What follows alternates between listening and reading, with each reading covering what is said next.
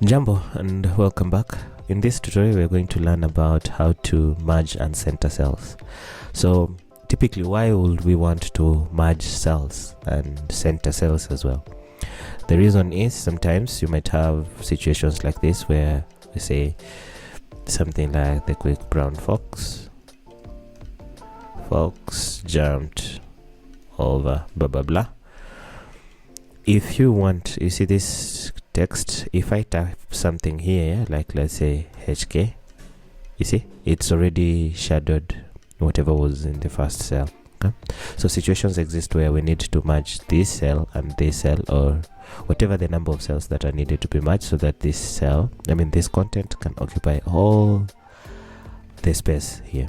And we can use this technique to give titles and etc. In this video we are going to learn how to merge and center something like this title here, which says personal budget.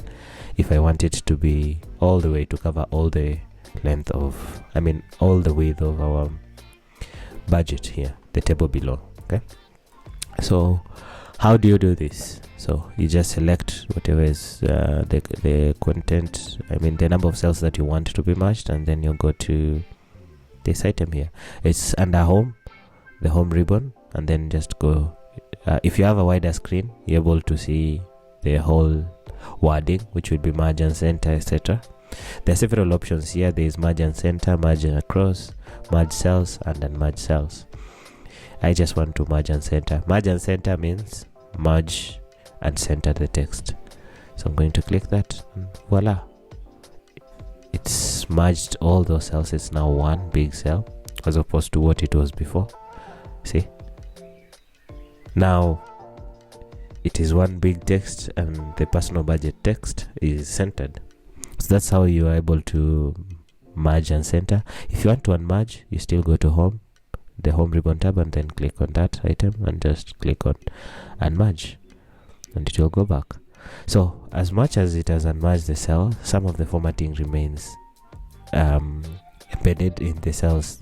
It was not like this before. So to return it to its initial view, which was like this, just click on this and click on format painter. We've learned about the format painter. Then boom, return it to its former glory. But the intention of this video is to merge and center this text. We will learn about all other items like merge across, or let me not postpone it to another video. Let's just say I have a text, quick brown fox. It's just dummy text. Jumped over the lazy black dog. Okay, so first option is merge and center. It has merged all the cells. As you can see, the border is continuum. Okay, on it, it's continuous.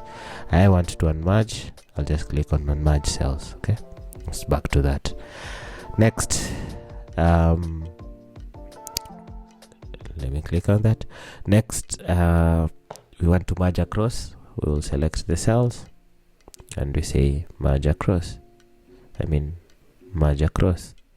Can see it still does the same thing. If let me undo and have another text here that blacks out the previous text.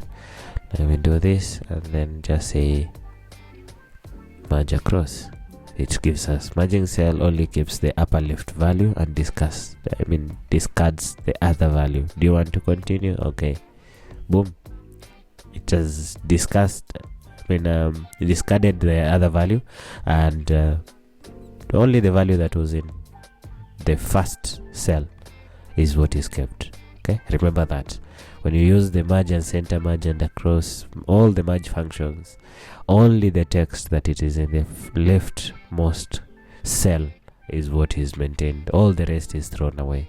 That's something important that you need to remember. Okay, remember to read the warnings as well. All the warnings that are given in Excel.